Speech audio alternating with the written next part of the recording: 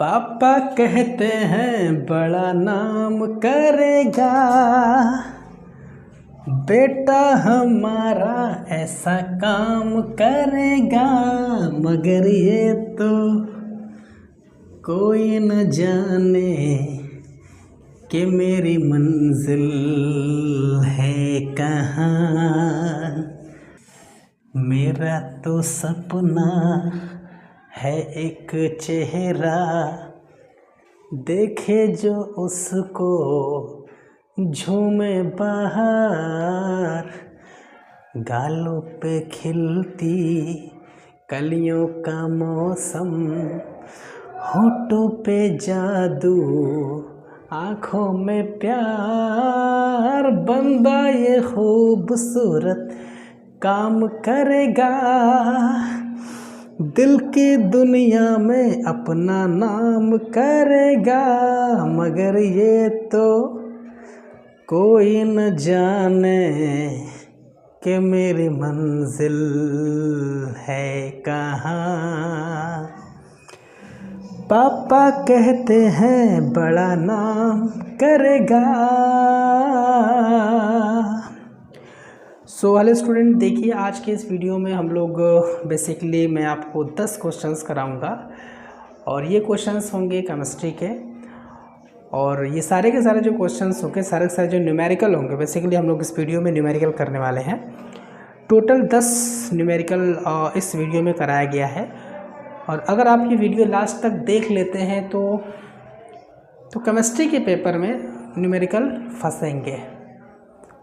और न कि आप ये 10 न्यूमेरिकल देखेंगे, बल्कि इसको प्रैक्टिस भी करना है, कॉपी पर लिखना है और लिख करके अच्छे से प्रैक्टिस करना है। जितने फार्मूलाज होंगे, फार्मूलाज को आप लिखेंगे और लिखने के बाद उसको तैयार करेंगे।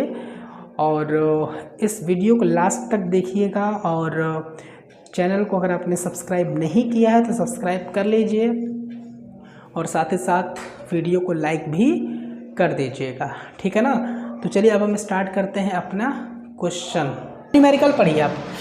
कह रहा है कि 15 ग्राम पोटेशियम क्लोराइड को 1 लीटर जल में घोला गया। 15 ग्राम पोटेशियम क्लोराइड को 1 लीटर जल में घोला गया, विलयन की मोलरता की गणना करिए। देखिए स्टूडेंट, सवाल जो पूछेगा ना वो मोलरता से पूछेगा, मोललता से पूछेगा, मोल प्रभाव से पूछेगा, ठीक है। तो इस वीडियो में हम मोललता और मोलरता का एक एक सवाल बताएंगे, ठीक है। और ये सवाल, ये न्यूमेरिकल इंपॉर्टेंट है, ये याद रखिएगा, ठीक है स्टूडेंट। देखिए ज़रा, पहले मैं यहाँ पर कुछ फॉर्मूले लिखवा देता हूँ, है ना। थोड़ा सा हमको क्या चाहिए स्टूडेंट, हमको चाहिए मोलरता। तो ज़रा देखिए, तो मोलरता का फॉर्मूला क्या होता है। मोलरता बराबर होता है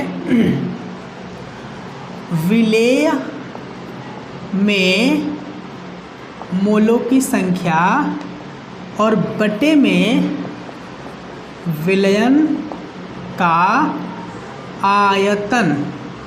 आयतन किसमें, लीटर में, ठीक है स्टूडेंट। देखिए मोलरता का जो फार्मूला होता है ना वो होता है विलय में मोलों की संख्या बटे में विलयन का आयतन।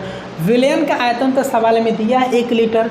अब हम विलय में मोलों की संख्या कैसे निकालेंगे, तो देखिए मोल का एक सूत्र होता है। मोल बराबर क्या होता है, मोल बराबर होता है भार बटे अणु भार, भार बटे अणु भार। अब देखिए जैसे हमको विलय के मोलों की संख्या चाहिए, विलय में मोलों की संख्या चाहिए ना, तो आप बना लीजिए सवाल। विलय में मोलों की संख्या बराबर विलय का भार बटे विलय का अणु भार। समझ में आ रहा है कि नहीं आ रहा है। देखिए अब यहाँ पर विलय और विलायक क्या होता है, तो बहुत आसान है। विलयन जो होता है 2 चीज़ों से मिलकर के बना होता है, एक विलय से मिलकर के बना होता है और एक विलायक से मिलकर के बना होता है। विलयन में जिसकी मात्रा कम होती है उसको विलय कहा जाता है, और विलयन में जिसकी मात्रा ज़्यादा होती है उसको विलायक कहा जाता है, ठीक है। तो समझिए यहाँ पर पोटेशियम क्लोराइड जो है वो 15 ग्राम है, ठीक है। और जो जल जो है 1 लीटर है, तो यहाँ पर जल ज़्यादा है तो जल हमारा विलायक हो जाएगा। और पोटेशियम क्लोराइड जो है स्टूडेंट वो कम है, तो पोटेशियम क्लोराइड हमारा विलय हो जाएगा। तो देखिए तो ज़रा, हमको सबसे पहले मोल निकालना पड़ेगा, तो भार और अणु भार तो लिखना पड़ेगा। सवाल में जो दिया है पहले वो लिखिए, क्या दिया है, पोटेशियम क्लोराइड, ये क्या है, विलय है ना, तो लिखिए यहाँ पर विलय यहाँ पर सोल्यूशन आपका स्टार्ट हो रहा है। विलेय का भार बराबर, विलेय मतलब पोटेशियम क्लोराइड, इसका भार देखिए 15 ग्राम दिया है। कितना दिया है? 15 ग्राम दिया है। साथ ही साथ नीचे लिखिए विलेय का अणु भार। अच्छा, विलेय का अणु भार मतलब विलेय क्या है? पोटेशियम क्लोराइड यानी KCl। पोटेशियम क्लोराइड मतलब KCl। अब इसमें पोटेशियम आ रहा है ना, तो पोटेशियम का परमाणु भार कितना होता है बताइए? कितना होता है? 39 होता है। और प्लस जो क्लोरीन है इसका परमाणु भार कितना होता है? तो इसका होता है 35.5। जरा जोड़िए तो 9 और 5 मिलकर के 9 5 14, 3 3 6 1 7 और दशमलव में 5 कितना आएगा? 74.5 ना आएगा? कितना आएगा?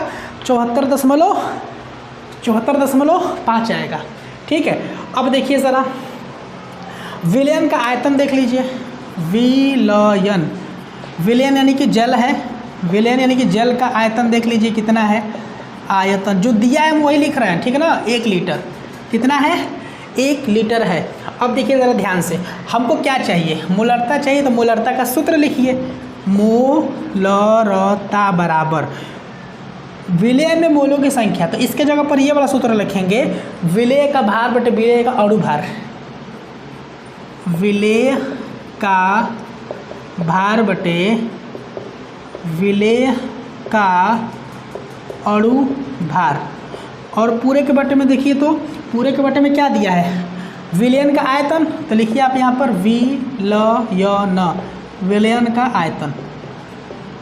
अच्छा, नहीं समझ में आया? देखिए हम सूत्र इसका यूज़ कर रहे हैं, बस इसके जगह पर उठा करके हम इसको रखे हैं। हमको विलेय में मोलों की संख्या चाहिए ना, तो विलेय का भार बटे विलेय का अणु भार इसके जगह पर आप रख देंगे। और ये जस का तस है, इसमें कोई परिवर्तन नहीं हुआ है, ठीक है ना। अब मोलरता बराबर विलेय का भार कितना है? देखिए तो विलेय का भार 15 ग्राम है, और बटे विलेय का अणु भार कितना है? तो 74.5 है। कितना है? यहाँ सॉरी 9 5 14, 3 3 6 1 7, ठीक है 74.5 है। और बटे विलयन का आयतन कितना है? 1 है। तो अब देखिए आप अब अगर दशमलव हटाएंगे, यहाँ से दशमलव यहाँ से हटाएंगे तो ऊपर आएगा 150 और नीचे आएगा 74.5 मतलब 745। और नीचे 1 लिखने की ज़रूरत है क्या? नहीं है। तो देखिए हम डायरेक्ट आपको बता रहे हैं कि अगर आप 150 में 745 से भाग देंगे तो 0.20 आएगा। कटाएंगे तो कितना आएगा? 0.20 आएगा। मात्रक क्या लिखेंगे? मात्रक यहाँ से लिखिए ना, विलेय की मोलों की संख्या जो है ना, तो मोल प्रति आयतन लीटर, मोल प्रति लीटर। तो आंसर क्या हो जाएगा आपका? आंसर हो जाएगा मोलरता बराबर 0.20 मोल प्रति लीटर। तो स्टूडेंट देखिए, ये जो सवाल था, इस सवाल में विलयन का आयतन दिया था और साथ ही साथ विलायक का जो हमारा विलेय है, विलेय जो है ये 15 ग्राम दिया हुआ था। तो ये है आपका विलेय यानी कि पोटेशियम क्लोराइड का भार। और पोटेशियम क्लोराइड का भार तो दिया है, अणु भार निकालना पड़ेगा, तो निकाल लीजिए। पोटेशियम क्लोराइड मतलब KCl, तो K मतलब पोटेशियम का अणु भार कितना? 39 और प्लस Cl मतलब क्लोरीन, और क्लोरीन का अणु भार 35.5 निकाल करके अब बस फार्मूला याद रखेंगे। मोलरता बराबर ध्यान दीजिएगा, एक होता है मोलरता और एक होता है मोलरता, मोलालिटी और मोलारिटी। तो ये जो था मोलारिटी का सवाल था, न्यूमेरिकल था, ठीक है। सूत्र क्या था? मोलरता बराबर विलेय के मोलों की संख्या बटे विलयन का आयतन लीटर में। अगर विलयन का आयतन मिलीलीटर में दिया होता तो क्या करते? ऊपर से 1000 से मल्टीप्लाई कर देते। मिलीलीटर में दिया होता विलयन का आयतन तो ऊपर मतलब यहाँ पे पूरे 1000 कर देते। अगर मिलीलीटर में देता तो समझ में आ रहा है कि नहीं आ रहा है? अब देखिए, और मोलों की संख्या कैसे निकालते हैं? तो विलेय का या फिर विलायक का अगर मोलों की संख्या निकालनी है तो बहुत आसान है। मान लीजिए विलेय का निकालना है, तो विलेय का भार बटे विलेय का अणु भार, यही फार्मूला है। 2 फार्मूले को ध्यान में रखेंगे तो आपका सल्यूशन हो जाएगा। अब हम आगे बढ़ेंगे और हम बात करेंगे अपने न्यूमेरिकल नंबर 2 के ऊपर। तो चलिए स्टूडेंट, अब हम बात कर लेते हैं अपने दूसरे वाले न्यूमेरिकल के ऊपर। ध्यान दीजिएगा, करें कि विलयन की मोललता ज्ञात कीजिए। क्या ज्ञात करना है? मोललता, लता की गणना कीजिए जबकि 440 ग्राम विलायक में 20 ग्राम NaOH घुला हुआ है। अब यहाँ पर 440 ग्राम विलायक में 20 ग्राम NaOH घुला है। NaOH 20 ग्राम है तो NaOH क्या है? विलेय है। लिखिए, विलेय का भार बराबर 20 ग्राम, विलेय का भार बराबर 20 ग्राम। और नीचे लिखिए तो विलेय का अणु भार, क्योंकि इसकी ज़रूरत हमको पड़ने वाली है, अणु भार बराबर विलेय का अणु भार मतलब NaOH। तो सोडियम का परमाणु भार 23, ऑक्सीजन का परमाणु भार 16 और हाइड्रोजन का परमाणु भार 1। तो 6 3 9 1 10 और 2 1 3 1 4 मतलब 40। विलेय का अणु भार कितना? 40। अब देखिए ज़रा, इतना तो हो गया। अब यहाँ पर एक चीज़ और है, यहाँ पर विलायक दिया हुआ है तो विलायक का भार, विलायक का भार कितना दिया है? 440 ग्राम। लेकिन समझिए इस चीज़ को, जब हम मोललता निकालते हैं तो देखिए सूत्र क्या होता है। मोललता बराबर होता है विलेय के मोलों की संख्या, विलेय के मोलों की संख्या और बटे विलायक का भार। विलायक का भार किस चीज़ में? किलोग्राम में। लेकिन अगर ग्राम में दिया है तो ऊपर 1000 करना पड़ेगा। समझ में आ रहा है कि नहीं आ रहा है? तो ऊपर 1000 करने से बढ़िया है कि हम नीचे ही 1000 कर देते हैं यहाँ पे। मतलब ग्राम में दिया है तो किलोग्राम में बदल देंगे तो आंसर कितना आएगा हमारा? 44 में अगर 100 से भाग देंगे तो कितना आ जाएगा? मतलब 44/100 लिख लीजिए बस, ठीक है ना। ये आ गया किलोग्राम में। कितना आ गया? किलोग्राम में। आगे कि नहीं आ गया? ठीक है। अब देखिए ध्यान से, अब हमको पता है कि हमको मोल तो निकालना पड़ेगा, तो मोल यहीं पर निकाल लीजिए ना। विलेय के मोलों की संख्या, विलेय के मोलों की संख्या बराबर क्या होगा? विलेय का भार बटे विलेय का अणु भार कटेगा 1/2 आ जाएगा।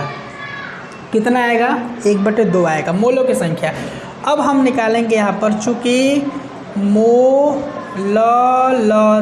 बराबर क्या होगा सूत्र? तो विलेय के मोलों की संख्या, हम दोबारा लिख देते हैं सूत्र, विलेय के मोलों की संख्या और बट्टे में विलायक का भार। कौन सी में? किस चीज़ में? किलोग्राम में, ठीक है ना। तो अब देखिए, विलेय के मोलों की संख्या तो 1/2 है और बटे विलायक का जो भार है किलोग्राम में, वो तो निकाले है ना यहाँ से 44/100, 44/100। तो 1/2 लिख दीजिए, गुणा करके इसको पलट दीजिए, 100 ऊपर चला जाएगा, 44 क्या होगा? नीचे आ जाएगा। 2 से 100 कटेगा 50 बार में, 2 दूनी के 4, 2 5 10, 2 दूनी के 4 22 हो गया, ठीक है ना। तो मोललता कितना आ गया? 25/22 आ गया। तो इसका आंसर जब आप निकालेंगे तो 2 कुछ आएगा, 2 कुछ आएगा। और देखिए ज़रा सा यूनिट क्या लगाएंगे? यूनिट आप लगा दीजिएगा यहाँ पे मोल प्रति किलोग्राम, मोल प्रति किलोग्राम आ रहा है। बस देखिए यहाँ पर जो है 2 कुछ आएगा, भाग दे करके देख लीजिए। 25 में आप 22 से भाग दीजिए। अरे यार नहीं, 1 कुछ आएगा ना, 25/22 है तो 25 1 तो 25 से कम है 25, सॉरी 22 से कम है 22 और 3.0 फिर से, तो 22 से कम है फिर से 22, 8 कर दीजिए 0, 2 चौके 8 मतलब 1.13 लगभग आएगा, 1.13 मोल प्रति किलोग्राम। थोड़ा सा भाग देने में थोड़ा सा इधर उधर हो जा रहा था, लेकिन कोई बात नहीं है। 25 में 22 से भाग देंगे तो आंसर कितना आएगा? 1.13 आ जाएगा, ठीक है ना।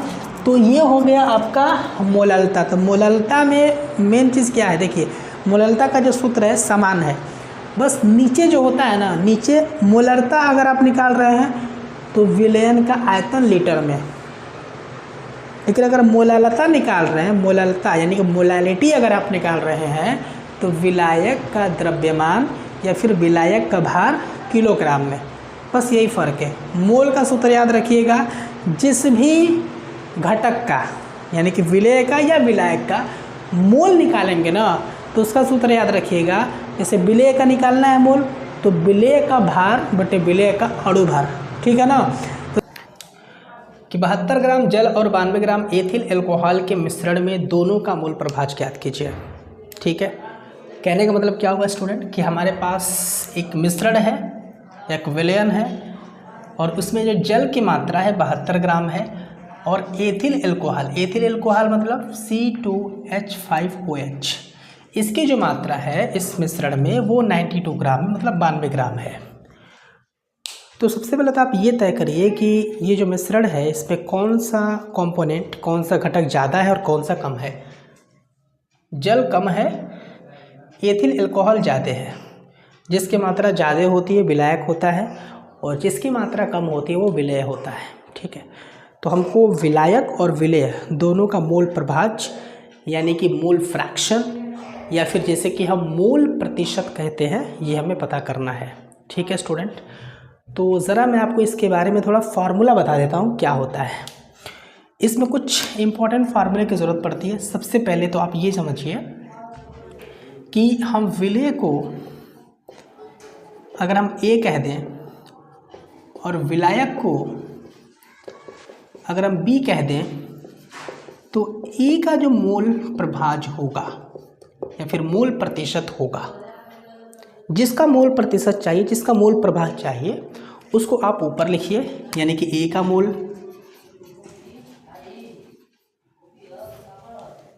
और बटे में विलयन का मोल प्रभाज। विलयन में दो चीज़ें होती हैं, विलयन में दोनों घटकों के मोलों की संख्या। तो A का मोल बटे में A का मोल प्लस B का मोल। दूसरा सवाल, अगर हम यहाँ पे B लिख दें यानी कि B का मोल हमें बताइए, यानी कि विलायक का मोल बताइए, तो उसके लिए विलायक का मोल हम ऊपर लिखेंगे, पहले विलायक का मोल ऊपर लिखेंगे और नीचे विलेय का मोल बटे में विलायक का मोल, मतलब विलायक में मोलों की संख्या, विलायक के मोलों की संख्या विलयन में, ये कहने का मतलब हुआ स्टूडेंट। ठीक है, और दूसरा फार्मूला जो कि हमने इससे पहले वाले वीडियो में बताया था कि अगर हमें मोल निकालना है तो भार बटे अणु भार याद रखेंगे, भार बटे अणु भार। जैसे आपका A का मोल चाहिए तो फिर आप A का भार लिखिए बटे A का अणु भार लिखिए, और अगर आपको B का मोल चाहिए, विलयन में B के मोलों की संख्या यानी कि विलायक के मोलों की संख्या चाहिए, तो उसके लिए विलायक का भार बटे विलायक का अणु भार। ठीक है ना, विलयन के जिस भी घटक का आपको मोलों की संख्या चाहिए विलयन में, उसका भार बटे उसका अणु भार। ठीक है ना, तो ज़रा देखिए, हमें जल का भी मोल प्रभाज चाहिए और एथिल एल्कोहल का भी मोल प्रभाज चाहिए, तो हमें कुछ चीज़ों को तो पहले निकाल लेना पड़ेगा। जैसे विलेय का भार वो तो दिया है, विलायक का भार वो भी दिया है, विलेय का अणु भार निकालिए, फिर विलायक का अणु भार निकालिए, फिर विलेय के मोलों की संख्या निकालिए, फिर विलायक के मोलों की संख्या निकालिए, काम हमारा हो जाएगा। ठीक है, और फिर मैं इन सभी मोल प्रभाज निकाल करके विलेय और विलायक का मैं आपको बताऊंगा कि किसी विलयन में जितने भी घटक होते हैं उन सभी के मोल प्रभाजों का जो योगफल होता है वो एक होता है। इसको हम जानकारी में रखते हैं ताकि जब हम न्यूमेरिकल इस तरह के सॉल्व करते हैं तो हम ये पता लगा पाए कि हमारा सवाल सही है या गलत है। फिर मैं बता देता हूँ। जैसे ये विलयन दो चीज़ों से मिलकर के बना हुआ है, इसके दो घटक हैं, जल है, एथिल एल्कोहल है, तो जल का मोल प्रभाज निकालिए और एथिल एल्कोहल का मोल प्रभाज निकालिए और दोनों को जोड़ करके देखिए कि क्या उन दोनों का योग एक आ रहा है कि नहीं आ रहा है। ठीक है ना, तो देखिए ज़रा, मैं यहाँ पर सॉल्यूशन कर रहा हूँ। सबसे पहले यहाँ पर देखिए जल का भार दिया हुआ है 72 ग्राम। आप तुरंत जल यानी कि H2O का अणु भार निकाल लीजिए, तो क्या निकालना तो पड़ेगा, जल का अणु भार 18। ठीक, उसके बाद एथिल अल्कोहल है यानी कि C2H5OH का भार सवाल में 92 ग्राम। C2H5OH का अणु भार, इसको निकालिए। कार्बन की संख्या 2 है तो एक कार्बन का जो परमाणु भार होता है वो 12 होता है, तो 12 दूनी के 24 प्लस हाइड्रोजन टोटल 6 है, तो एक हाइड्रोजन का परमाणु भार 1 होता है, तो 6 का में 6 प्लस ऑक्सीजन यहाँ पे A है, तो एक ऑक्सीजन का जो अणु भार होता है वो 16 होता है, तो हम यहाँ पर 16 लिख लेंगे। अगर आप इनको जोड़ने जाएंगे स्टूडेंट तो आपको क्या मिलेगा ज़रा देखिए, तो 6 और 6 12, 12 और 4 16। ठीक है, फिर 1 और 2 3 और 1 हासिल हो जाएगा आपका 46, यानी C2H5OH का जो अणु भार आएगा वो 46 आएगा। ठीक है, अब आपका काम हो चुका है। अब हमको मिश्रण में दोनों का मोल प्रभाज निकालना है, तो आप एक काम करिए, इसके बाद दोनों का मोल प्रभाज निकालना है तो दोनों के मोल की तो ज़रूरत पड़ेगी। अब आप निकालिए जल का मोल, जल के मोलों की संख्या और C2H5OH के मोलों की संख्या, क्योंकि फार्मूले में ज़रूरत पड़ने वाली है। तो आप यहाँ पे लिखिए H2O के मोल विलयन में कितने हैं, तो उसके लिए भार बटे अणु भार, तो H2O के भार कितना है 72, अणु भार कितना है 18 जो कि 72 कितना आएगा यहाँ पे 4 आएगा। ठीक है, उसके बाद आपको पता है स्टूडेंट कि हमें C2H5OH के भी मोल निकालने पड़ेंगे, तो इसके मोल ज़रा निकालिए, तो भार बटे अणु भार, तो इसका भार कितना है 92, अणु भार कितना है 46। ठीक है, तो अगर आप इसे कटाएंगे तो 2 आपके पास आंसर में आएगा, आंसर में नहीं, C2H5 के मोलों की संख्या, यानी कि विलयन में C2H5 के कितने मोल हैं 2 मोल हैं। ठीक है स्टूडेंट, अब आपका काम हो चुका है। अब आप यहाँ पर लिखिए H2O का मोल प्रभाज, मोल प्रभाज बराबर, तो फार्मूला देखिए ज़रा, मोल प्रभाज मतलब मोल परसेंटेज, मोल फ्रैक्शन, ठीक है, एक ही चीज़ है मोल प्रभाज।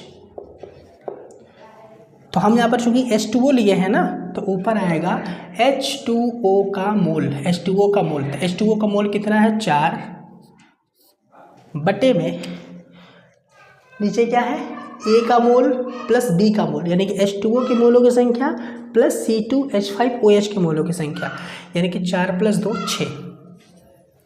अगर हम इसे कटाएंगे तो हमें मिलेगा 2 दूनी 4, 2 3 6, और अगर 2 में 3 से अगर आप भाग देंगे तो कितना आएगा 6।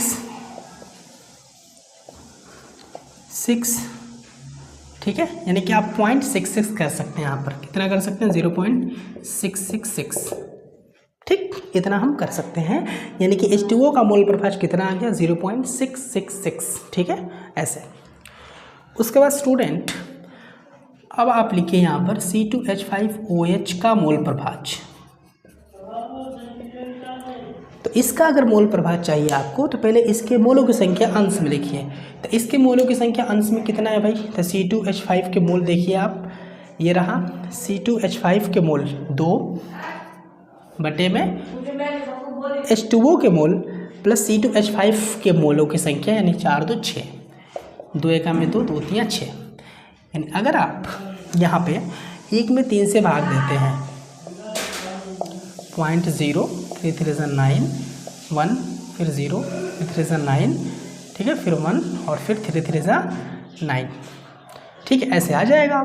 आप एक काम करिएगा, यहाँ से इसको हटा करके 6 को 1 बढ़ा करके आप 7 कर सकते हैं। तो 1 में 3 से भाग देंगे तो आपको मिलेगा 0.333। ठीक, तो इसका मतलब ये हुआ स्टूडेंट कि अगर हम H2O के मोल प्रभाज को x1 कहें तो x1 का मान आ चुका है 0.667, और C2H5OH के मोल प्रभाज को अगर हम X2 कहें तो इसका मान आ चुका है 0.333। ठीक, और अब अगर हम देखिए हमारा आंसर आ चुका है, ये आंसर है, ठीक है, ये क्या है, आंसर है। तो अब अगर हम इसको जोड़ें तो हमें क्या मिलेगा, x1 + x2 बराबर क्या मिलेगा, 7 3 10, फिर 6 3 9 10, 6 3 9 10, फिर 0 0 0 और 1 1, क्या मिला, 1 मिला। क्या मतलब हुआ इसका, इसका मतलब ये हुआ कि किसी विलयन के जितने भी घटक होंगे उन सभी घटकों का जो मोल प्रभाज का योगफल होगा वो 1 होगा। कितना होगा, 1 होगा। ठीक है स्टूडेंट, तो आप यहाँ पर ये सूत्र याद रखेंगे, किसी भी विलयन के किसी भी घटक का मोल प्रभाज निकालना है तो उसके मोलों की संख्या आप ऊपर लिखिए और बटे में विलयन के जितने भी घटक हैं, जिन जिन चीज़ों से मिलकर के विलयन बना हुआ है उसके मोलों की संख्या आप नीचे रख करके हल करिए और आपके पास मोल प्रभाज आएगा। और दूसरी चीज़ ये कि विलयन में जितने घटक होंगे सबके मोल प्रभाजों का जो योगफल होगा वो 1 होगा। तो उम्मीद करते हैं स्टूडेंट कि आपको ये न्यूमेरिकल समझ में आया होगा, आप स्क्रीनशॉट ले सकते हैं। तो चलिए स्टूडेंट, अब हम आगे बढ़ते हैं और हम बात कर लेते हैं अपने अगले वाले न्यूमेरिकल के ऊपर। सवाल है हमारे पास कि प्रथम कोटि की एक अभिक्रिया में 50 सेकंड में पदार्थ की सांद्रता आधी रह जाती है। पदार्थ की सांद्रता आधी रह जाती है, इसके वेग स्थिरांक की गणना करनी है। देखिए सवाल यहाँ पर ये कह रहा है कि 50 सेकंड में पदार्थ की सांद्रता आधी रह जाती है। इसका मतलब ये हुआ कि जैसे जब भी कोई अभिक्रिया होती है, जैसे A से B बनता है ना, A से B जब भी बनता है तो अभिकारक जो होता है उसकी सांद्रता में परिवर्तन होने के कारण A से B बनता है। A के सांद्रता में जब परिवर्तन होगा तब B बनेगा। कहने का मतलब हम A से B बनाना चाहते हैं, तो जो अभिक्रिया होगी तो अभिक्रिया पहले तो क्या रहेगा, पहले तो पूरा का पूरा क्या रहेगा, एक तरह से 0 रहेगा। उसके बाद अभिक्रिया 10% पूरी होगी, 20% पूरी होगी, 90% पूरी होगी, फिर उसके बाद 100% पूरी होगी, यानी कि A से B बन जाएगा। ठीक है, तो यहाँ पर सवाल कह रहा है कि 50 सेकंड में पदार्थ की सांद्रता आधी रह जाती है, यानी कि अभिक्रिया आधी पूरी हो गई है। ठीक है, तो यहाँ पर एक शब्द आता है अर्ध समय अंतराल या फिर अर्धकाल। समय क्या आता है, अर्धकाल। समय क्या आता है, अर्धकाल। तो यहाँ पर अगर मैं सॉल्यूशन की बात करूँ स्टूडेंट, तो समय अर्धकाल यानी कि 50 सेकंड में पदार्थ की जो सांद्रता है वो आधी रह जाती है, यानी कि अभिक्रिया जो है आधी पूरी हो चुकी है।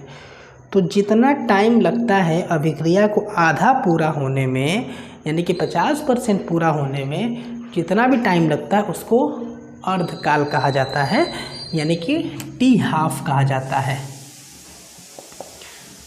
तो अभिक्रिया आधी पूरी हो चुकी है कितने समय में, 50 सेकंड में, यानी कि T½ कितना दिया हुआ है, 50 सेकंड दिया हुआ है। वेग स्थिरांक का मतलब होता है K। वेग स्थिरांक का मतलब क्या होता है, K होता है, मतलब K नहीं होता है। वेग स्थिरांक को K से प्रदर्शित करते हैं, ठीक है ना। सूत्र क्या होता है हमारे पास, K और T½ के रूप में सूत्र क्या होता है, देखिए ज़रा। हमारे पास एक फॉर्मूला होता है K यानी कि वेग स्थिरांक बराबर 0.693/T½ T½ तो सूत्र क्या होता है 0.693/T½ K क्या है, वेग स्थिरांक है, T½ क्या है, अर्धकाल है। मानों को ज़रा रखिए आप। तो K का मान हमको निकालना है, तो लिखिए K बराबर 0.693 T½ का मान कितना दिया है, 50 दिया हुआ है। T½ का मान कितना दिया है, 50 दिया है। अगर हम ऊपर 10 से गुणा कर दें, क्या कर दें स्टूडेंट, 10 से गुणा कर दें तो ये तो हो जाएगा 6.93, लेकिन ये हो जाएगा 5 × 10⁻²। ये 500 बनेगा तो 500 को लिख सकते हैं 5 × 10⁻²। तो आपके पास मिलेगा 5 से अगर आप इसको कटाएंगे तो 5 से कम 5 पॉइंट, 1 निकल कर 19 बनेगा, तो 5 या 15, 4 निकल के 43 बनेगा, 5 8 40, ठीक है ना। फिर 30 हो जाएगा तो 5 6 30, यानी 1.386 और इनटू इसको जब ऊपर आप लेकर के जाएंगे तो जो पावर प्लस में था अब माइनस में हो जाएगा। तो ये हो गया आपका वेग स्थिरांक।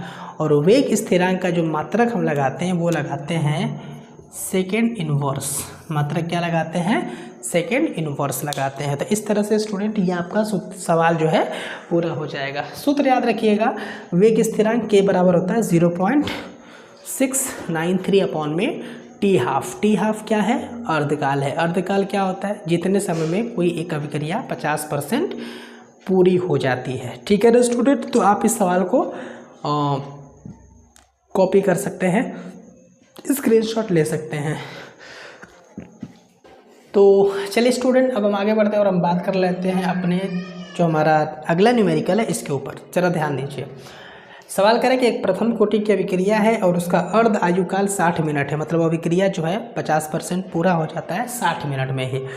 कितने समय में अभिक्रिया 90% पूर्ण हो जाएगी ये बतानी है। तो कितना समय लगेगा कि वो अभिक्रिया 90% पूरी हो जाएगी। ठीक है, तो सवाल आप समझ चुके होंगे। ज़रा देखिए इसको हम सॉल्व कैसे करेंगे। इम्पॉर्टेंट चीज़ ये है कि अर्ध आयुकाल 60 मिनट है, यानी कि हम कह सकते हैं कि टी हाफ जो है वो 60 मिनट है, ये हम कह सकते हैं यहाँ पे। ये जो कि सवाल जब पूछता है ना कितने समय में अभिक्रिया 90% पूरी हो जाएगी, 80% पूरी हो जाएगी, 100% पूरी हो जाएगी, अगर ऐसा सवाल पूछता है यानी कि जो प्रतिशत दिया गया है ये पूछता है, तो ये हमेशा बी का मान होता है 90%। और बी जब आप लिखेंगे ना तो साथ में ए भी लिख दीजिएगा 100%। ठीक है, कितने समय में अभिक्रिया 20% पूरी हो जाएगी, तो वो बी होता है। और बी के साथ ए भी आएगा तो वो ए का मान हमेशा 100 आप लिखिएगा। ठीक है, अब देखिए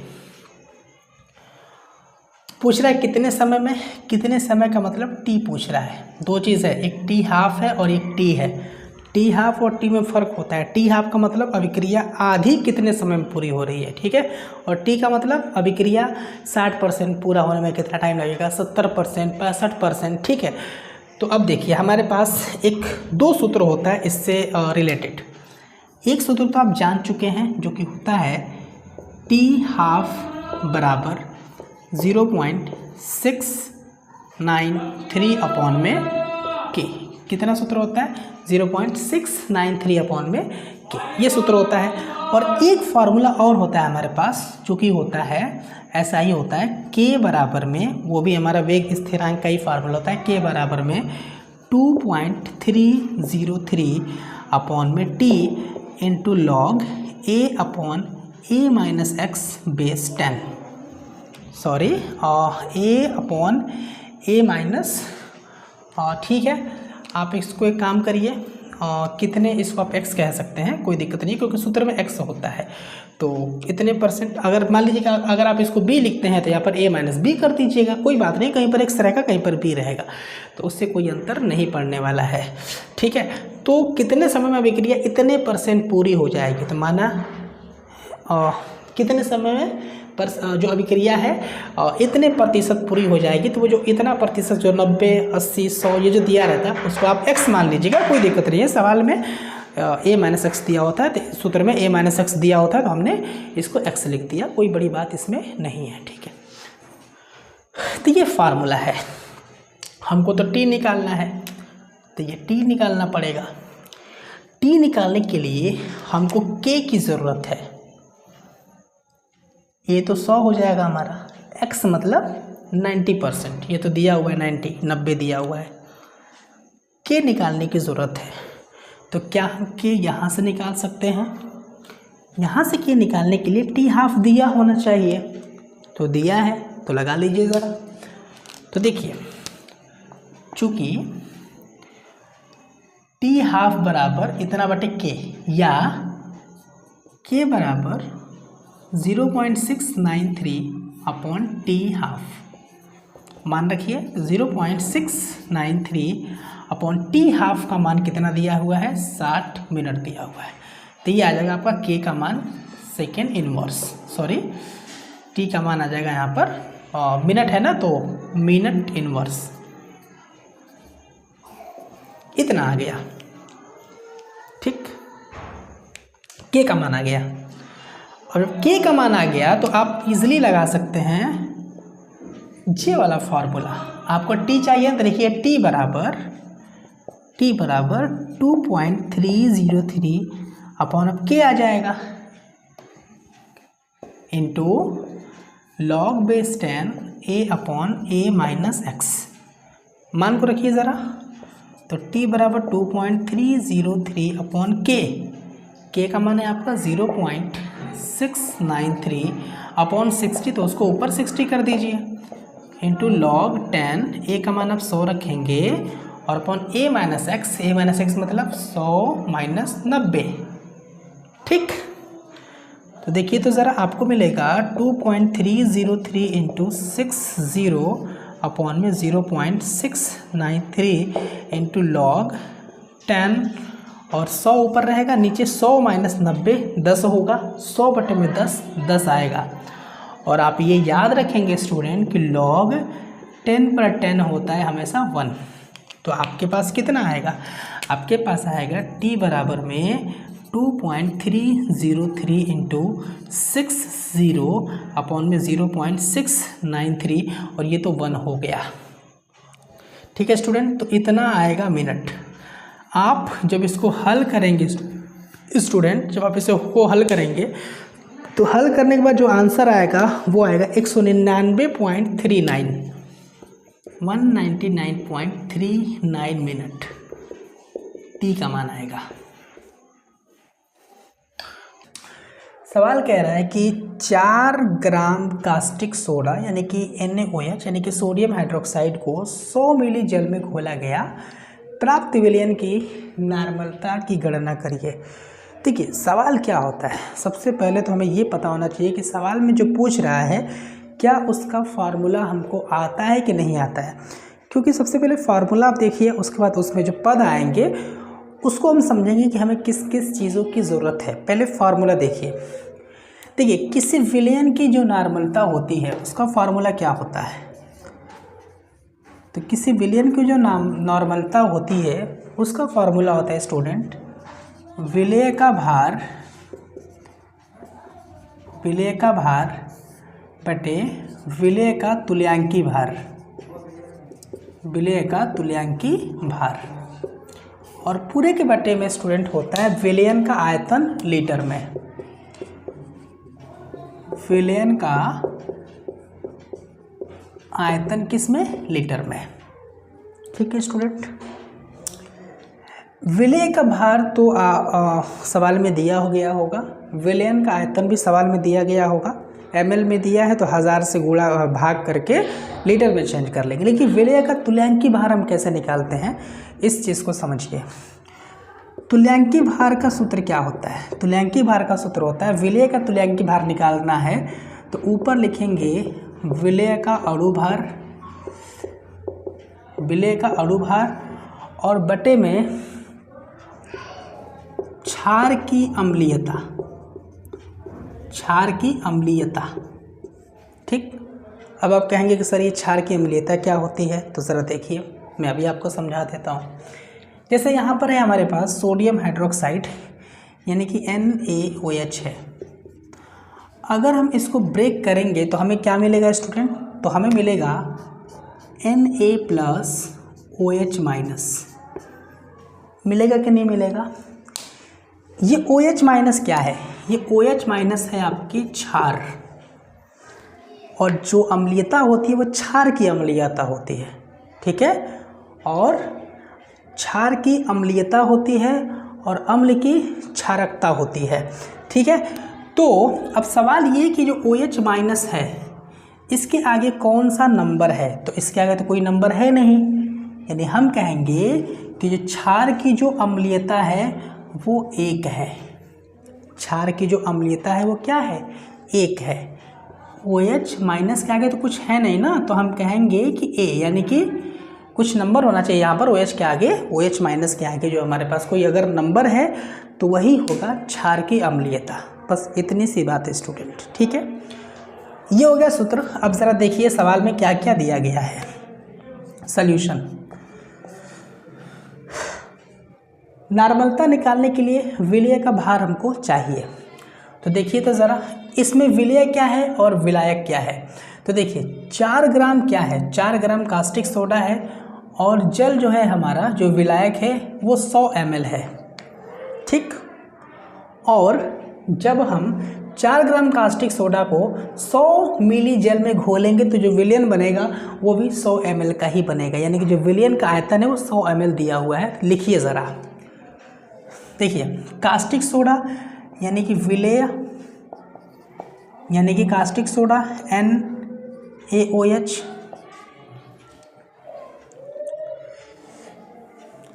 NaOH का भार कितना दिया हुआ है 4.0 ग्राम, इतना दिया गया हो, ठीक। विलयन का आयतन लीटर में निकालिए। विलयन का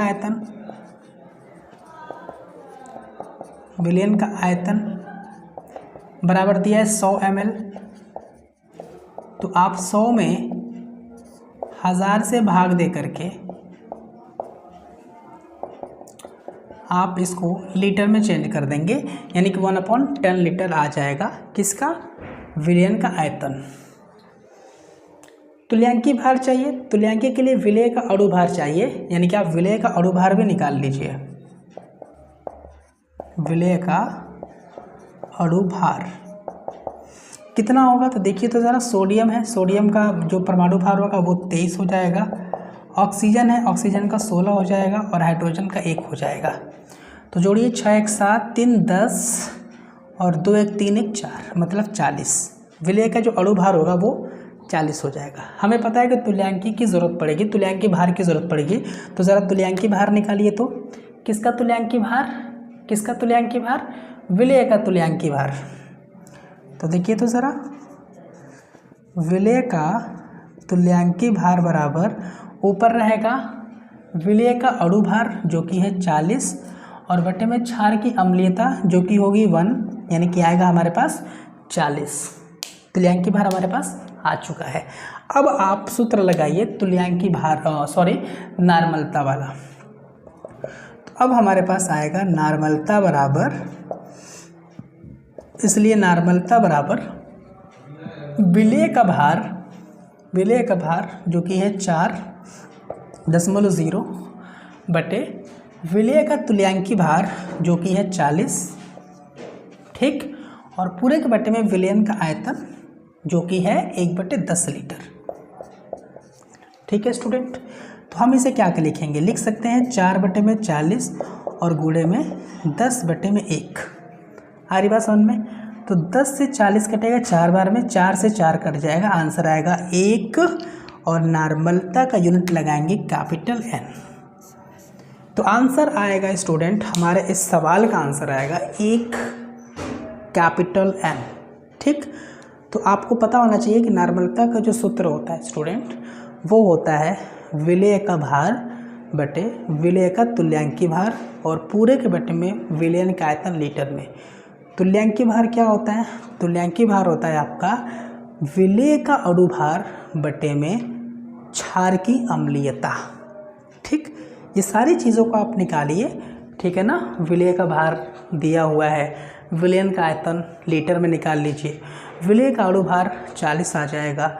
फिर आप विलेय का तुल्यांकी भार निकालिए और फिर आप नार्मलता इस फॉर्मूले का प्रयोग करके आप नॉर्मलता आसानी से निकाल सकते हैं। जो भी आंसर आएगा उसके साथ कैपिटल N का आप यूज़ करेंगे स्टूडेंट, ठीक है स्टूडेंट। तो मुझे उम्मीद है कि आपको ये सवाल समझ में आया होगा। अब हम बढ़ते हैं अपने अगले वाले प्रश्न के ऊपर। तुम पियो तो गंगा जल है ये, हम अगर पिए। तो चलिए स्टूडेंट, अब हम आगे बढ़ते हैं और हम बात कर लेते हैं अपने अगले वाले न्यूमेरिकल के ऊपर। ज़रा ध्यान दीजिए, हमारे पास लिखा हुआ है कि 500 मिली जलीय विलयन में 1.4 ग्राम नाइट्रोजन उपस्थित है। नाइट्रोजन के इस विलयन में मोलरता क्या होगी। भाई साहब मोलरता पूछ रहे हैं तो मोलरता का सूत्र तो आना चाहिए ना। सूत्र होता है मोलरता बराबर विलेय के मोल बटे में विलयन का आयतन लीटर में, ठीक है ना। विलेय के मोल बटे में विलयन का आयतन लीटर में। विलयन का आयतन दिया हुआ है, मोल कैसे निकालेंगे, तो देखिए मोल बराबर होता है भार बटे अणु भार, भार बटे अणु भार, ठीक है ना। तो हमको मोलरता अगर चाहिए तो जो विलेय है उसका मोल पता होना चाहिए, और विलेय का मोल के लिए विलेय का भार बटे में विलेय का अणु भार, ठीक है। तो ज़रा देखिए, तो हमको जिस जिस चीज़ की ज़रूरत है ज़रा हम उसको लिख लेते हैं, ठीक है ना। सॉल्यूशन आपका स्टार्ट होगा स्टूडेंट यहाँ से, ठीक।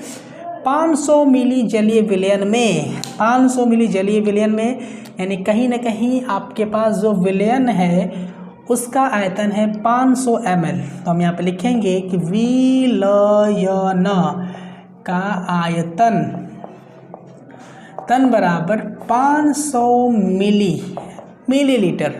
तो 500 मिली है तो इसको 1000 से भाग दे करके 20 से 20 काट देंगे, 5 से 10 कटेगा 2 बार में, 1/2 लीटर आ जाएगा, ठीक है। विलयन का आयतन आ गया 1/2 लीटर। अब देखिए आगे बढ़िए ज़रा, 1.4 ग्राम नाइट्रोजन उपस्थित है। नाइट्रोजन का मतलब होता है N2, ठीक है ना। तो इसका मतलब ये हुआ कि नाइट्रोजन तो कम है, तो नाइट्रोजन तो विलेय हो जाएगा, यानी कि नाइट्रोजन का भार क्या दिया है, नाइट्रोजन का भार दिया है 1.4 ग्राम, ठीक है। अब जब आप नाइट्रोजन का भार लिख लिए हैं तो ज़रा लगे हाथ नाइट्रोजन का अणु भार भी लिख लीजिए। तो अणु भार हो जाएगा 2 गुणे 1, नाइट्रोजन का अणु भार कितना होता है 14, तो 14 दूनी के 28 हो जाएगा। कितना हो जाएगा 14 दूनी के 28। विलेय के मोल की ज़रूरत हमको पड़ेगी क्या निकालने के लिए, मोलरता निकालने के लिए। तो ज़रा देखिए, तो हम आप निकाल लीजिए विलेय, विलेय मतलब N2 के मोलों की संख्या निकाल लीजिए, M2 के मोलों की संख्या बराबर। तो ज़रा देखिए, तो मोलों की संख्या निकालनी है, यानी कि N2 का भार बटे N2 का अणु भार, N2 का अणु भार। तो N2 का भार कितना है, देखिए तो N2 का भार है आपके पास 1.4 और अणु भार कितना है 28 है, तो आप 28 लिख दीजिए। इसे हम लिख सकते हैं 14 बटे में 280, 14 कम 14, 14 दूनी 28, 1/20 आएगा। N2 के मोलों की संख्या आएगा 1/20, ठीक है। अब आप इजीली काउंट कर सकते हैं मोलरता। तो अब लिखिए यहाँ पर, इसलिए मोलरता बराबर विलेय का मोल देखिए तो कितना आ गया 1/20 आ गया, ठीक है। बटे में विलयन का आयतन देखिए तो कितना दिया है, विलयन का आयतन 1/2 लीटर, तो 1/2 लीटर। इसको हल करिए, 1/20 गुणे में 2/1 कटेगा 10, यानी कि 0.1। और मोलरता का यूनिट क्या हो जाएगा, देखिए तो मोल प्रति लीटर, मोल प्रति लीटर, ठीक है। या फिर जिसे 0.1 मोलरता है तो आप इसे कैपिटल M लिख सकते हैं, 0.1 कैपिटल M। तो मुझे उम्मीद है स्टूडेंट कि आपको ये सवाल समझ में आया होगा कि हम किसी भी सवाल में किसी विलयन में किसी भी घटक की, या फिर नाइट्रोजन हो या फिर विलेय हो या फिर विलायक हो, का मोलरता कैसे गणना करते हैं। मोलरता का सूत्र क्या होता है, तो अगर हम चाहते हैं कि भैया हम विलयन में विलेय की मोलरता निकालें तो उसके लिए विलेय के मोलों की संख्या बटे में विलयन का आयतन लीटर में होना चाहिए। और मोल कैसे निकालते हैं, तो भार बटे अणु भार का फार्मूले का यूज़ हम करते हैं। अब हम आगे बढ़ते हैं और हम बात कर लेते हैं अपने अगले वाले न्यूमेरिकल के ऊपर, ठीक है स्टूडेंट। तुम पियो तो गंगा जल है ये, हम अगर पिए तो है शराब, पानी जैसा है हमारा खून और तुम्हारा खून है गुलाब।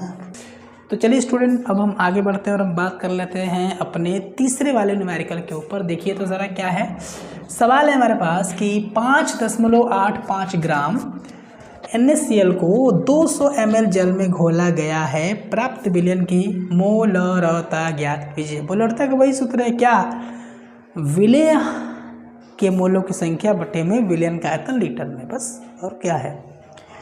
तो तो देखिए तो सर हम क्या कर सकते हैं यहाँ पे, सोल्यूशन हमारा स्टार्ट किस प्रकार से होगा। सोल्यूशन स्टार्ट जब हम करेंगे तो 200 ml और यहाँ पर 5.85 ग्राम, बड़ी संख्या ये है, विलायक हो जाएगा, ठीक है, या फिर विलेन कह दीजिए ये, और ये छोटी संख्या थी, ये विलेय हो गया, यानी कि NaCl है हमारे पास विलेय और जल है हमारे पास विलयन, ठीक है।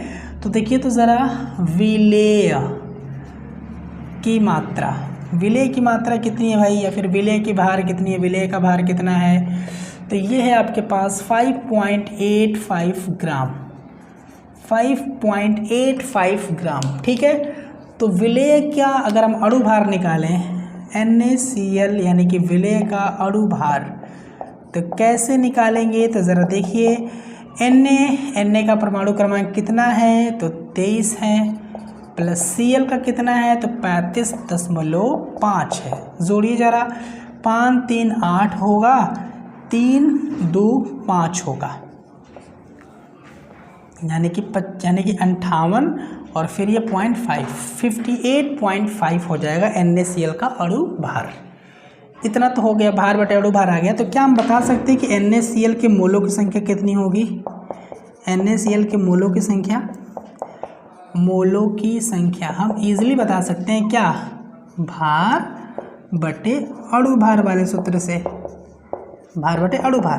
तो NaCl का भार कितना है, तो 5.85 है, अणु भार कितना है, तो 58.5 है, ठीक है ना। तो ज़रा देखिए, तो आप इसे लिखिए 585 बटे 585, नीचे दशमलव के पीछे 1 अंक है तो ऊपर 1 0 बढ़ाइए, ऊपर दशमलव के पीछे 2 अंक है तो 2 0 बढ़ा दीजिए, 0 से 0 कट जाएगा, 585 का में 585 और 585 का में 585, 0 यहाँ पे आएगा, 1/10 यानी कि 0.1, तो आप 1/10 ही लिखिए फिलहाल के लिए, ठीक है। तो NaCl की मोलों की संख्या कितनी आ गई, 1/10 आ गई, ठीक है, मोलों की संख्या आई है। अब देखिए ज़रा विलयन का आयतन कितना है, विलयन का आयतन, तो विलयन का आयतन मैं यहाँ पर देखने जाऊँ तो ये है 200 ml, और आपको पता है कि आयतन चाहिए लीटर में, तो 200 में हमको भाग देना पड़ेगा 1000 से, तो आएगा 1/5 लीटर। अब हम आसानी से मोलरता ज्ञात कर सकते हैं। सूत्र क्या होता है स्टूडेंट, इसलिए मोलरता बराबर विलेय के मोलों की संख्या जो कि है 1/10 बटे में विलयन का आयतन लीटर में है जो कि 1/5। तो आप इसे हल करेंगे तो आएगा 1/10 गुणे 5, 5 से कटेगा 2 बार में, 1 में 2 से भाग देंगे 0.5 आएगा, और ये है आपका मोलरता जिसका यूनिट होता है मोल प्रति लीटर, या फिर आप कैपिटल M यहाँ पे लगा सकते हैं, ठीक है ना। तो देखिए ज़रा हमारे पास सवाल क्या है, सवाल ये कह रहा है कि 3 ग्राम यूरिया को 100 ग्राम जल में घोलने पर जल के क्वथनांक में उन्नयन की गणना कीजिए। जल के लिए मोलल उन्नयन स्थिरांक 0.52 केल्विन किलोग्राम प्रति मोल है, ठीक है। सवाल क्या कर रहा है सारा समझिए, हमारे पास 3 ग्राम यूरिया है, ठीक है, और उसको 100 ग्राम जल में घोला गया है। जल की मात्रा 100 ग्राम है, जल ज़्यादा हुआ जल विलायक होगा। 3 जो है ना ये हमारा यूरिया है, 3 ग्राम कम है तो ये हमारा विलेय हो जाएगा। यहाँ पर यूरिया विलेय है, जल विलायक है। क्वथनांक में उन्नयन की गणना कीजिए, क्वथनांक में उन्नयन, क्वथनांक में उन्नयन, ठीक है, क्वथनांक में उन्नयन की गणना करनी है। तो क्वथनांक में उन्नयन का मतलब होता है कि हमको, ज़रा देखिए तो यहाँ पर सॉल्यूशन में लिखता हूँ, हमको डेल्टा TB बॉइलिंग टेम्परेचर है ना, और डेल्टा का मतलब हुआ उन्नयन या फिर अवनमन, कमी होता है, चेंजिंग होता है डेल्टा का मतलब। तो डेल्टा TB यानी कि बॉइलिंग टेम्परेचर की आपको गणना करनी है, फाइंड आउट करनी है। और साथ ही साथ इसमें और क्या दिया हुआ है ज़रा देखिए तो 3 ग्राम क्या है, यूरिया है, यानी कि यूरिया की अगर मात्रा की हम बात करें, यूरिया का सूत्र पता है क्या होता है, यूरिया का सूत्र होता है NH2CO NH2, ये यूरिया का फार्मूला होता है। तो हमारे पास यूरिया की मात्रा फिर यूरिया का भार दिया हुआ है कितना, 3.0 ग्राम, ठीक है, यहाँ पर दिया हुआ है। ठीक है स्टूडेंट, जो दिया वो पहले लिख लीजिए। 100 ग्राम जल है, यानी कि हम कह सकते हैं कि जो जल है यानी कि विलायक का भार, विलायक का भार दिया गया है कितना, 100 ग्राम, 100 ग्राम। ठीक है, साथ ही साथ ये जो है मोलल उन्नयन स्थिरांक, ठीक है ना, इसको प्रदर्शित करते हैं हम लोग स्टूडेंट KB से। तो ये है आपके पास 0.52 केल्विन, है ना, किलोग्राम प्रति मोल, केल्विन किलोग्राम प्रति मोल, ये आपके पास दे दिया। ठीक है स्टूडेंट, अब देखिए ज़रा ध्यान से, हमको जो फाइंड करना है स्टूडेंट वो डेल्टा TB फाइंड करना है। क्या फाइंड करना है, डेल्टा TB। तो डेल्टा TB का एक सूत्र होता है हमारे पास, मैं वो यहाँ पर लिख देता हूँ, वो होता है 1000 और गुणे में KB इंटू में स्मॉल w और पूरे के बटे में small m into capital W। ठीक है, ये किसका सूत्र होता है, तो ये होता है मोलल स्थिरांक का सूत्र। ठीक, तो स्मॉल w क्या है, स्मॉल w मतलब छोटा यानी कि कम, और विलेय क्या भार जो होगा वो हमारा स्मॉल w होगा। साथ ही साथ स्मॉल m की हम बात करें तो जो विलेय है इसका जो भार है, अणु भार m, यानी कि विलेय का अणु भार स्मॉल m से रिप्रेजेंट करेंगे। और कैपिटल W मतलब बड़ा है, बड़ा मतलब विलेय, यानी विलेय का भार कितना है, ये है हमारा कैपिटल W। ठीक है स्टूडेंट, तो ज़रा देखिए, तो हम यहाँ पर सॉल्व करते हैं। देखिए, तो 1000, ठीक है, KB का मान हमारे पास 0.52 है। स्मॉल w की अगर हम बात करें, स्मॉल w मतलब यूरिया का भार 3.0 ग्राम। m की अगर हम बात करें तो m का मतलब ये हुआ कि जो हमारा विलेय है इसका अणु भार। तो चलो देखिए, तो विलेय का अणु भार क्या होगा, NH2CONH2, इसका अणु भार निकालेंगे तो 60 आएगा। ठीक है, निकाल के मैं दिखा देता हूँ। नाइट्रोजन टोटल यहाँ पर 2 है, 2 है, तो 2 मल्टीप्लाई में एक नाइट्रोजन का जो अणु भार होगा वो 14 होता है, 14 होता है, प्लस हाइड्रोजन टोटल 4 है, तो 4 मल्टीप्लाई में एक हाइड्रोजन का अणु भार 1 होता है, फिर प्लस कार्बन 1 है, एक कार्बन का जो परमाणु भार होता है, जो अणु भार होता है वो होता है 12, प्लस ऑक्सीजन में हमारे पास एक ही है, तो एक ऑक्सीजन का जो परमाणु भार होगा वो कितना हो जाएगा, 16 हो जाएगा। अब आप पूरा जोड़िए इसको, देखिए 14 दूनी का 28, फिर प्लस 4 एकम 4, फिर प्लस 12 प्लस का 16। ठीक है ना, तो देखिए, तो 16 और 4 मिलकर के कितना हो जाएगा, 16 4 मिलकर के आपका हो जाएगा 20, और प्लस 28 और 12 मिलकर कितना हो जाएगा, तो 28 2 30 40 होगा, और 40 और 20 मिलकर के आपके पास 60 आने वाला है। और ये क्या है स्टूडेंट, ये है आपके पास स्मॉल m। स्मॉल m का मतलब जो विलेय है इसका अणु भार। ठीक है, तो देखिए ज़रा मान को रखिए आप, तो delta TB is equal to 1000 into KB का मान आप यहाँ से रखिए 0.52 इंटू स्मॉल w की अगर हम बात करें यानी कि विलेय का जो मात्रा है वो है 3.0 ग्राम, तो आप यहाँ पर लिखिए 3 ग्राम, मल्टीप्लाई बाई स्मॉल m का मान कितना है 60 है, और इंटू कैपिटल W मतलब जो हमारे पास विलायक है उसका भार कितना है, तो विलायक का जो भार है 100 ग्राम है, तो आप यहाँ पर लिखेंगे 100 ग्राम। ठीक है स्टूडेंट, 1 2 3 3 0 से 1 2 3 0 गया, 3 1 जा 3 3 2 जा 6, 3 से 6 2 बार में कटा, 2 से 0.52 कटेगा, 0.2 दूनी 4 2 6 के 12, 0.26 कितना आया 0.26, और ये है आपके पास केल्विन। ठीक है, के जो भी आएगा तो आपका ये यानी कि जो आपका मोलल क्वथनांक में जो उन्नयन है ना, ये हमने निकाल लिया है डेल्टा TB, यानी कि बॉइलिंग टेम्परेचर हमने यहाँ पर निकाल लिया है स्टूडेंट। ठीक है, तो सूत्र आप याद रखेंगे कि अगर कभी भी हमें क्वथनांक में उन्नयन की गणना करनी हो या फिर क्वथनांक में आगमन की गणना करनी हो तो लगभग एक ही जैसा फार्मूला यूज़ होता है, थोड़ी सी चेंजिंग आ जाती है।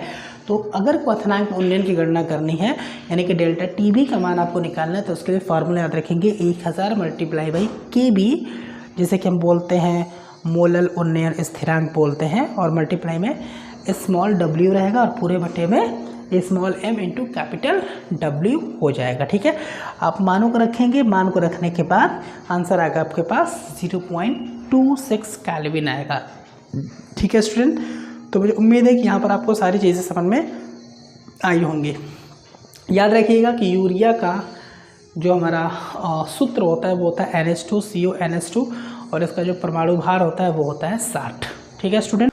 तो चलिए स्टूडेंट, अब हम आगे बढ़ते हैं और हम बात कर लेते हैं अपने अगले वाले न्यूमेरिकल के ऊपर, जो कि है कि एक सल्फ्यूरिक अम्ल विलयन है और इसकी मोललता की हमको गणना करनी है, जिसमें जल का मोल प्रभाव जो है वो 0.85 दिया गया है।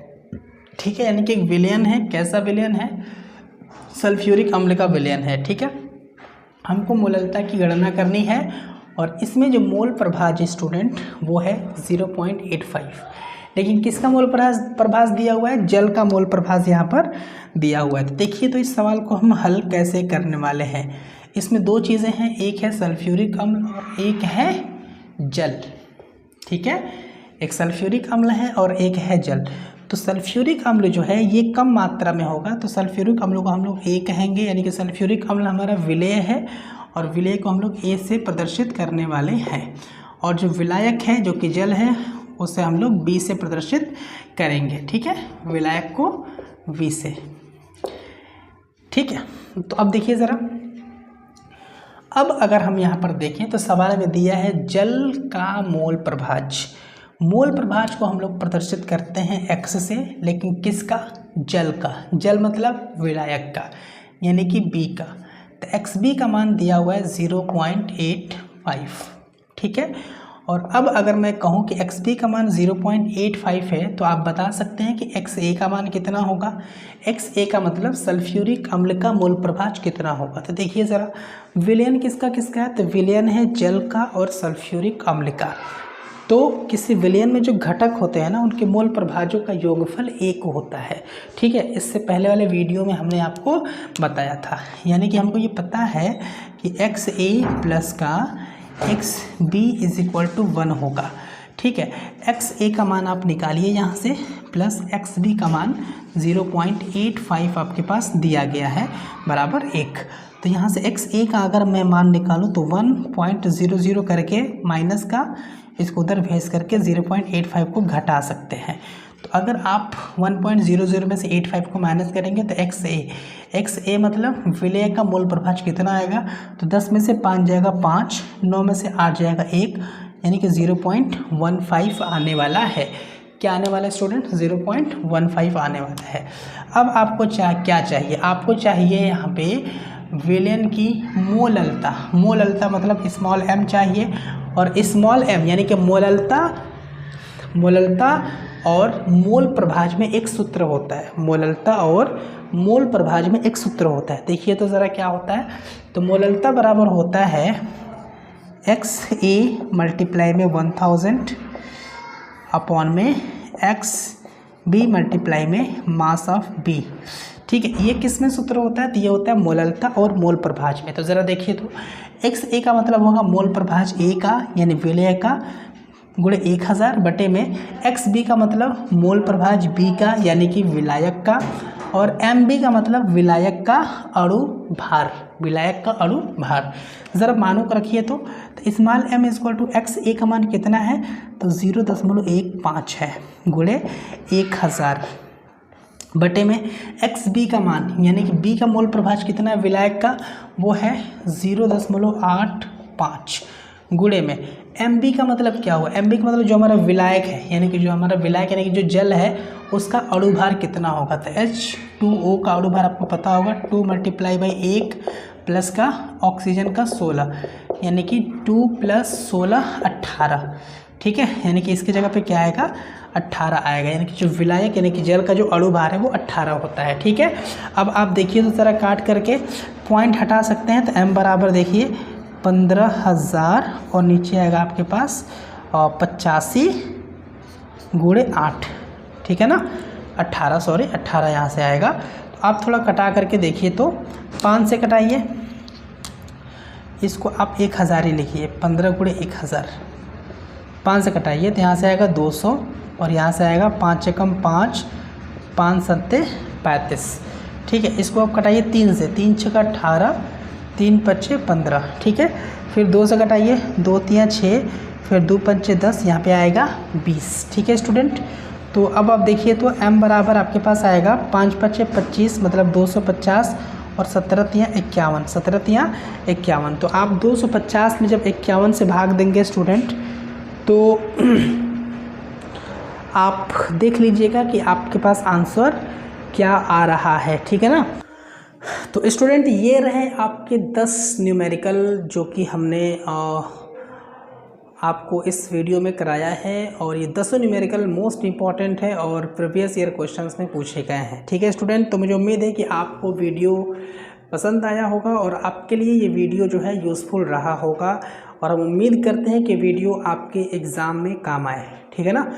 तो आप चैनल को सब्सक्राइब कर दीजिएगा, वीडियो को लाइक कर लीजिए, और आप अपना बहुत ख्याल रखिए। जय हिंद, वंदे मातरम। अब कहती है आज हमने वो